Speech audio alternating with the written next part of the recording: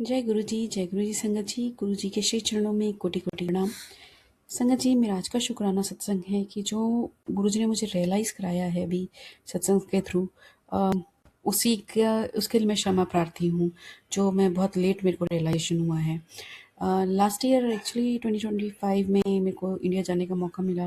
गुरु जी ने ही बुलाया था और बड़े मंदिर में गई, और उससे पहले बड़े मंदिर में 6 वीक्स के ट्रिप में मैं करीब 12 बार बड़े मंदिर गई होंगी।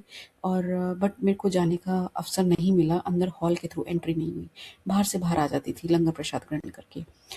तो डेफिनेटली कर्म खराब थे।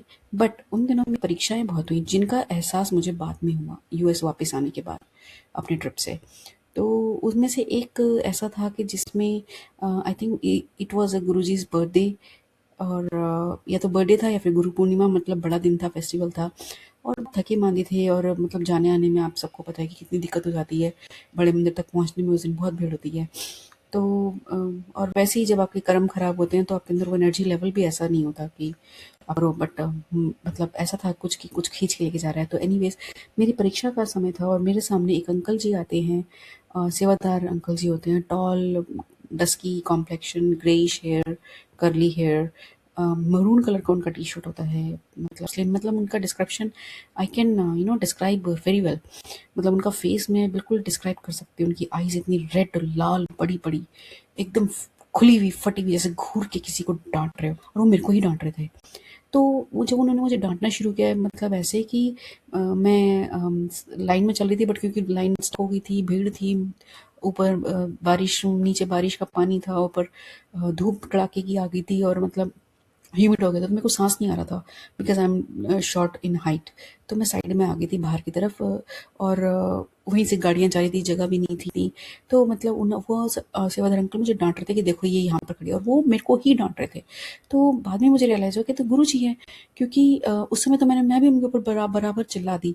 और मेरे को रियलाइज हुआ, मैंने कहा ये क्यों चिल्ला रहे हैं मुझ पर, मतलब वाई, इतने सारे लोगों की, करोड़ों की भीड़ में मेरे को ही चिल्ला रहे हैं, जैसे मैं नहीं कर दी, और इनके पीछे से देखो आंटियां जा रही हैं।